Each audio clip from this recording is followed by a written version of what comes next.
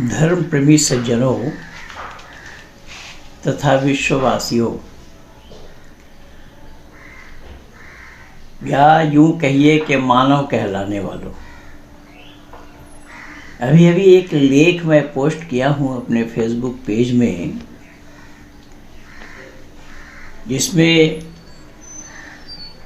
मैं ये दर्शाया हूँ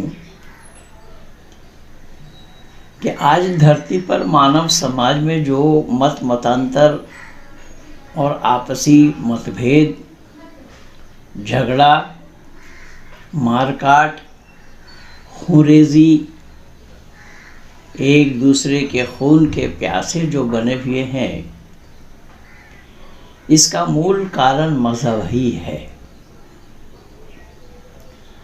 अब इन मजहबी दुकानदारों ने मानव समाज को तबाह और बर्बाद किया है, मानव समाज को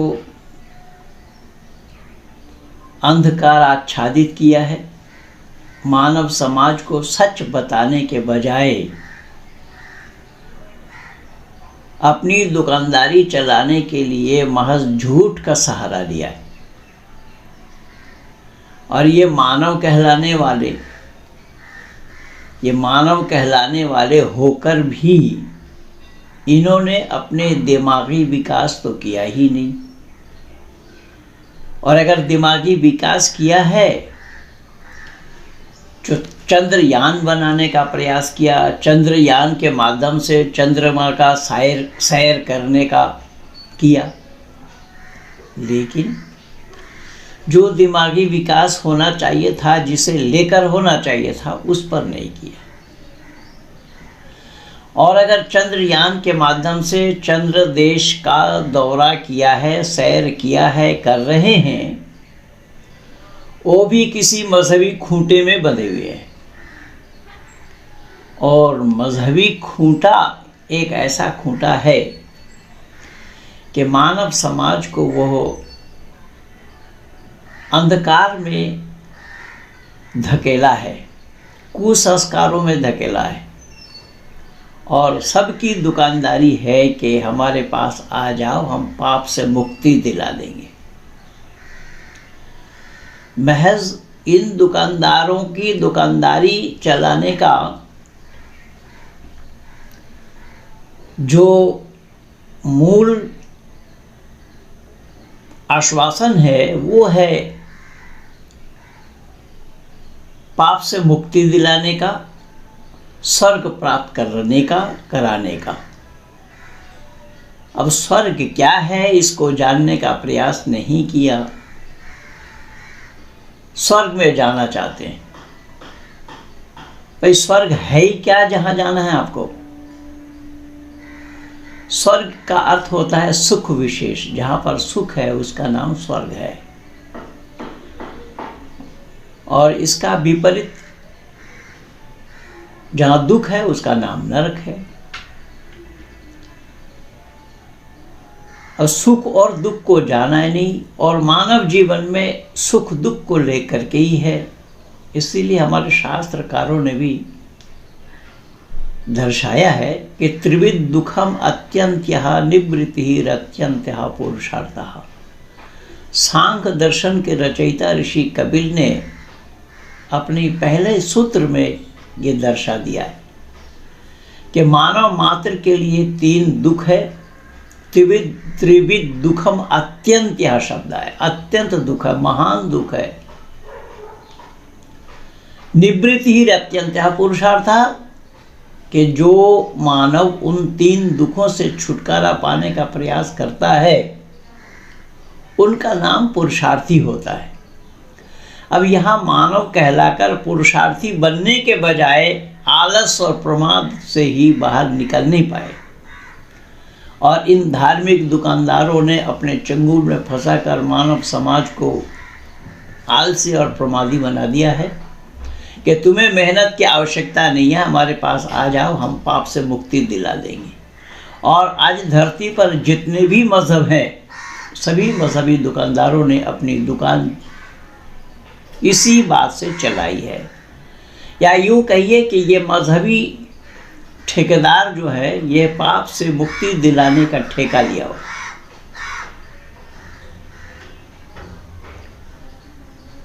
अब कोई अग्नि में हाथ डाले और कहे कि हमारा हाथ जले नहीं, हाथ को जलने से बचाए, यह संभव नहीं होगा। और यही ठेकेदार जो पाप से मुक्ति दिलाना चाह रहे थे, इनमें से कई दुकानदारों को आप लोगों ने देखा है कि आज जेल में हवा खा रहे हैं।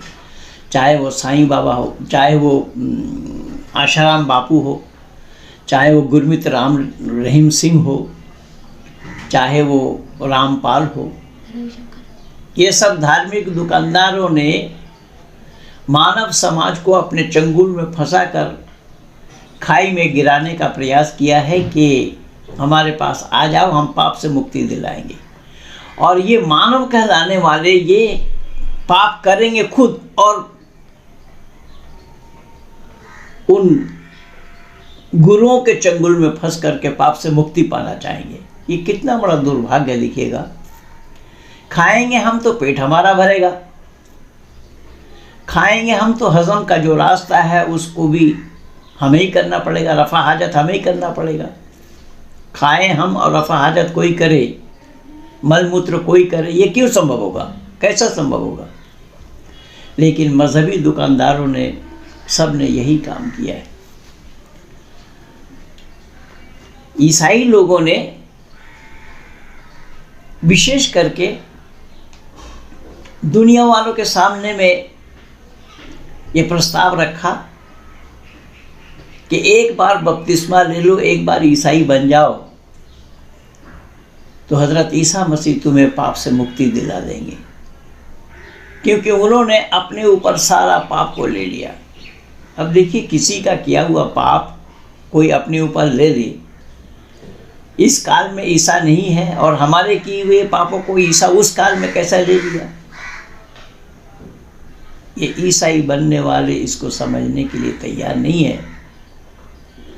पक्ष दो होता है, पाप और पुण्य, ये शाश्वत है, आदि सृष्टि से है और अंत तक इसे रहना है।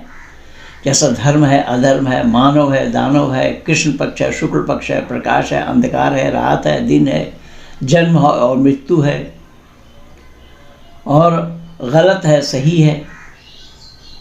इस प्रकार पाप और पुण्य भी है। पाप करेंगे तो उसका सज़ा हमें भुगतना पड़ेगा, पुण्य से उसको घटाया बढ़ाया जाना संभव नहीं है। लोगों का ख्याल है कि हमने पाप 20 कर लिया और उसमें से पुण्य भी 10 किया, या पुण्य हमने 20 किया और पाप 10 किया, तो 20 पुण्य में से 10 पाप को घटा देंगे। बंधुओं, यह संभव नहीं होगा। पाप में से पुण्य का घटाना संभव नहीं, पुण्य में से पाप का घटाया जाना भी संभव नहीं होगा। उदाहरण के रूप में एक आदमी 10 घोड़ा ले जा रहा हो, उसमें से आप 3 बकरी को हटाइए, कितना बचेगा? 10 के 10 घोड़ा ही बचेंगे, क्योंकि घोड़ों में बकरी का अभाव है। जहाँ घोड़ा है वहाँ बकरी नहीं है, जहाँ बकरी है वहाँ घोड़ा नहीं है। तो ठीक यहाँ पर भी यही प्रमाण है कि जहाँ पाप है वहाँ पुण्य नहीं, जहाँ पुण्य है वहाँ पाप नहीं। तो पाप जो करेंगे, पाप का सजा तो भुगतना ही पड़ेगा। पुण्य करेंगे, उसका जज़ा भी आपको मिलना है। लेकिन दुर्भाग्य ये है कि ईश्वर और अल्लाह यानी अर्थात कुरान और बाइबल ने इसको अपने मनमानी तरीके से दुनिया वालों को प्रलोभन दिया है, धोखा दिया है। ये बात याद रखना चाहिए कि आसमान से गिरते नहीं है कौन? देवता। देवत्व का गुण जिसमें हो वह देवता कहलाते हैं, वो आसमान से गिरने वाला वस्तु नहीं है। और राक्षस भी आसमान से या जमीन के अंदर से निकलेंगे नहीं। राक्षसी वृत्ति जिसमें हो उसको राक्षस, और देवत्व का गुण जिसमें हो उसको देवता। और मानव ही देवता कहलाते हैं, मानव ही राक्षस कहलाते हैं। अगर देवत्व के गुण मानव में हो तो वो देवता कहलाएंगे, और देवता कभी मानव को धोखा नहीं देंगे। देखिए ये यहाँ पर गुरुड़म बात जो चला हुआ है, मैं परसों बोला भी था, लिख करके भी दिया था कि गुरुड़म बात जो चला है, जो देवत्व का गुण बतलाते हैं अपने को, तो देवत्व के गुण होने से वो कभी भी गलत रास्ता नहीं बतलाएंगे। वो ये नहीं कहेंगे कि हमारे पास आ जाओ हम पाप से मुक्ति दिला देंगे, ये नहीं कहेंगे। और ये मुक्ति देने का ठेका इन सभी मजहबी दुकानदारों ने, ठेकेदारों ने लिया हुआ है कि पाप तुम्हारा कितना ही क्यों ना हो जाए, पहाड़ के समान ऊंचा क्यों ना बन जाए, उन सभी पापों को लेकर के हमारे पास आ जाओ, हम पाप से मुक्ति दिला देंगे। ईसाई कह रहे हैं बपतिस्मा ले लो, पाप से मुक्ति पा जाओगे। इस्लाम वाले कह रहे हैं कि एक बार ला इलाहा इल्लल्लाह मुहम्मद रसूलुल्लाह ज़ुबान से इकरार करो और दिल से मानो तो पाप से मुक्ति पा जाओगे, जन्नत पहुंच जाओगे, जन्नत पहुंचा देंगे। ये सब जन्नत पहुंचाने का ठेका लिया हुआ है। हिंदू घराने वाले भी कम नहीं हैं, ये भी कहते हैं कि गंगा सागर में स्नान करो, पाप से मुक्ति पा जाओगे। पर बंधुओं, जब हम मानव कहलाने वाले हैं तो हम मानव कहलाने के लिए क्या हमें यह सोचना और समझना नहीं चाहिए, हमें ये विचार नहीं करना चाहिए कि पाप किया हुआ मेरा है और मेरे किए हुए पाप को कोई अपने ऊपर ले लिए, क्यों और कैसा संभव होगा? अग्नि में हाथ हम डालेंगे, किसी और का हाथ जले तो ये कैसा संभव होगा? ये संभव ही नहीं होगा। इसलिए अग्नि में हाथ हम डालेंगे तो हाथ हमारा ही जलना है। अग्नि में हाथ डालना न डालना ये तो हमारे इख्तियार में है, ये हमारे अधीन में है। हम डाल भी सकते हैं, नहीं भी डाल सकते हैं, लेकिन हाथ को जलने से हम बचा नहीं पाएंगे। अग्नि में हाथ डालेंगे तो हाथ को जलना ही जलना है। हाथ का न जलना संभव नहीं है। लेकिन दुर्भाग्य ये है कि आज इसी तरीके से इस अंधविश्वास में मानव समाज को किस तरीके से ढकेला है। देखिएगा, इस्लाम वाले कहते हैं कि हज़रत इब्राहिम नाम के एक पैगंबर थे, नमरूद बादशाह के साथ उनका वो मामला चला, अर्थात वो उन्होंने इब्राहिम पैगंबर की बातों को मानना नहीं चाहा। नमरूद बादशाह वो अपने को ईश्वर होने का दावा करता रहा, तो नमरूद बादशाह ने हज़रत इब्राहिम को अग्नि में डाल दिया। और कुरान का कहना है, कुरान वालों का मानना यह है कि वो आग जो डाला वो आग फूल का बगीचा बन गया। अब इससे बड़ा अंधविश्वास, इससे बड़ा कुसंस्कार, कुरीति और क्या होना संभव होगा? जो अग्नि में डाले और अग्नि ना जलाए, अग्नि का फूल का बगीचा बन जाना, ये क्यों और कैसा संभव होगा? अग्नि ना जलाए, हाँ, उसमें अग्नि ना हो तो जलाना संभव नहीं होगा। वो अग्नि नहीं होगा, फिर राख कहलाएगा, नाम बदल जाएगा उसका। अग्नि का होना उसका संभव ही नहीं होगा। यहाँ हिंदू घराने वालों ने भी यही किया है। इन्होंने बोला कि सीता को अग्नि में डाला गया, सीता का अग्नि परीक्षा हुआ। इसी तरीके से अंधविश्वास और कुसंस्कार सभी समाजों में घर कर गया है। यहाँ हिंदू घराने वालों की मान्यता है कि अभिमन्यु माँ के पेट से चक्रव्यूह को तोड़ना सीख करके आ गया। अरे माँ का उदर है, वो IIT कॉलेज है या ITI कॉलेज है, बोलकर ट्रेनिंग लेकर के आया है।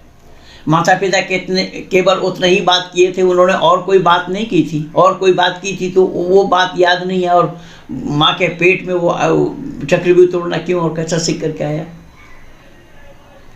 इस्लाम वालों की भी मान्यता यही है। इस्लाम वाले भी यही मानते हैं कि बगदाद में एक पीर साहब का जन्म हुआ, जिनको बड़ा पीर साहब के नाम से जाना गया है, अब्दुल कादिर जिलानी जिनका नाम है। वो माँ के पेट से 18 से 12 कुरान कंठस्थ करके आए, हिफ्ज करके आए। ये नहला पर दहला चलाया।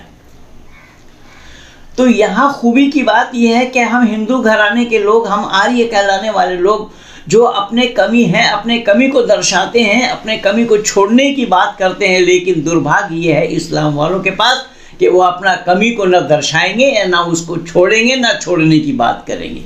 ये है कुसंस्कार। और इसी कुसंस्कार में ये जन्नत और जहन्नुम को दर्शा रहे हैं।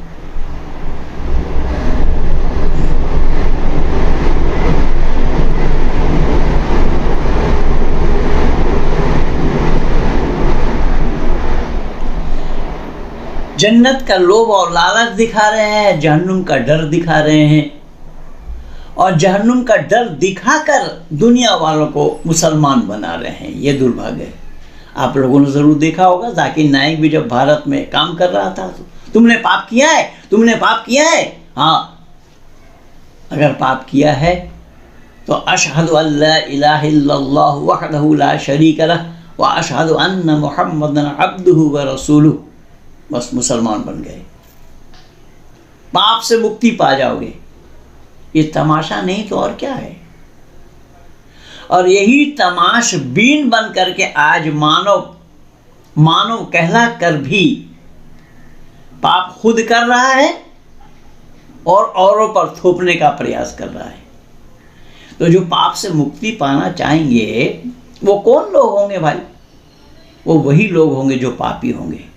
चाहे वो कोई गंगा सागर में जा कर के नहा करके पाप से मुक्ति पाना चाहेंगे, वो भी पापी है। और कोई मक्का और मदीना में जा कर के हज करके पाप से मुक्ति पाना चाहेंगे, वो भी पापी है। और कोई बपतिस्मा लेकर के पाप से मुक्त होना चाहेंगे, वो भी पापी है। ये सब पापियों का जमावड़ा है। और इन्होंने जानने का प्रयास नहीं किया कि पाप हम करेंगे तो भुगतना हमें पड़ेगा, पर इन ठेकेदारों ने बोल दिया, इन गुरुडम वालों ने बोल दिया कि पाप तुम्हारा होगा, हम मुक्ति दिला देंगे। ये कैसा संभव होगा? खाए कोई पेट किसी का भरे? ये संभव ही नहीं है। और जन्नत का लोभ और लालच दिया है, जहन्नुम का डर दिखाया है। ये सब मिलेगा कहाँ? मरने के बाद। जीते जी कुछ भी नहीं है, सब मरने के बाद मिलेगा। जब मरने के बाद किसी ने देखा नहीं, इसलिए तो कुरान भरा पड़ा है। कई बार हज़रत मोहम्मद साहब से उनके अनुयायियों ने बोला, अनुयायियों ने वो इस्लाम स्वीकार करने के लिए तैयार नहीं हुए। उन्होंने कहा कि अगर आप डर दिखा रहे हैं, अल्लाह का खौफ दिखा रहे हैं, तो आप इस पहाड़ को, सफ़ा पहाड़ को सोने का बना दीजिए। मैं पहले भी बोल रखा हूँ, इसमें अल्लाह कूदे, क्योंकि सोने का पहाड़ बनाया जाना संभव नहीं था पैगंबर के लिए। जब पहाड़ सोने का बनाया जाना संभव नहीं था, फिर चांद का टुकड़ा करना क्यों संभव हुआ? जब आप मौजज़ा दिखलाना चाहते हैं, चमत्कार दिखलाना चाहते हैं, उसी चमत्कार में ही विश्वास करते हैं ये लोग। और जब चांद का टुकड़ा बना सकते हैं आप, तो सफ़ा पहाड़ को सोने का क्यों नहीं बना सकते? अल्लाह बीच में कूद गया, अल्लाह टपक पड़े। अल्लाह ने कहा कि नहीं, सोने का पहाड़ बना भी लेंगे तब भी ये लोग ईमान नहीं लाएंगे। देखिए क्या तमाशा है। अब यही अल्लाह कह रहे हैं कि मैं जिसको चाहता हूँ सही और सच्चा रास्ता दिखाता हूँ, तो अल्लाह उनको ईमानदार क्यों नहीं बना पाए? इसलिए ये सब झूठ का पुलिंदा है, ये सब झूठी बखान है, झूठे बकवास है। मानव समाज को इन धार्मिक ठेकेदारों के चंगुल से बाहर निकलना पड़ेगा, तभी मानव समाज का कल्याण हो सकता है। जिस जन्नत का लोभ, देखो कुरान भरा पड़ा है, हदाइका अनाबम व कवाइबा तुराबम व कासन दिहाका ला यस्मऊन फीहा लगवन वला किज़्ज़ाबा व अज़वाजुम फी ज़िलालिम अलल आराइक मुत्तकिऊन लहुम फीहा फाकिहतुन व लहुम मा यदऊन। कुरान भरा पड़ा है। अब आश्चर्य की बात ये भी है, देखिएगा ज़रा, ये ज़रा सा भी दिमाग से सोचने के लिए तैयार नहीं, क्योंकि दिमाग को इन्होंने इस्लाम के पास गिरवी रख रखा है कि जितने भी ये जन्नत के बशारत दिए हैं, जन्नत कभी सुनना हो आप लोगों को तो ये पाकिस्तानी मौलानाओं को सुनिए, तारिक जमील को सुनिए, और भी कई मौलाना हैं जो 70 जोड़ी कपड़े पहने फिर भी उनके शरीर दिखाई देंगे, ये बता रहे हैं। उन पाकिस्तानी मौलानाओं को सुनिए और वो ये बोल रहे कि इन मैले चिरकुटों पर तुम मरते हो, लेकिन वहाँ देखो ये क्या। तो ये नज़ारा कभी जन्नत का उन मौलानाओं से सुनिएगा, पाकिस्तानी मौलानाओं से। तो कहने का तात्पर्य ये है, वहाँ पर खिलाया जाएगा, पिलाया जाएगा सब कुछ, वहाँ परिंदों का गोश्त का कबाब भी मरगूब कराया जाएगा। वलहम तैरि मिम्मा यश्तहून, परिंदों का गोश्त का कबाब मरगूब कराया जाएगा।